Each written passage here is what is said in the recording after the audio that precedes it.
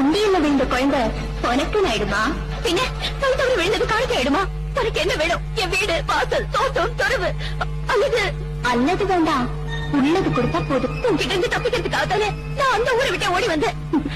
அடி பைத்தியக்காரி, காத்து இல்லாத இடத்துல கூட இந்த கருமாறி இருப்பா. ஏன் என்ன இப்படி சோதிக்கிற? நீ பிள்ளைய தரமாட்டேன்னு சாதிக்கிற. எனக்குமே இல்லாம ஒரு தெய்வம் இருக்கலாமா? நியாயமே இல்லாம ஒரு பக்தன் நடக்கலாமா? தயவு செஞ்சு எனக்காக விட்டு கொடு. இது பார், நான் வரம் கொடுக்கறதுல வள்ளல், ஆனா கடனை வசூலிக்கிறதுல ரொம்ப கரார். நான் பெத்த தாய், நான் தெய்வ தாய். பிள்ளைய நான் தரமாட்டேன், வாங்காம நானும் விட மாட்டேன்.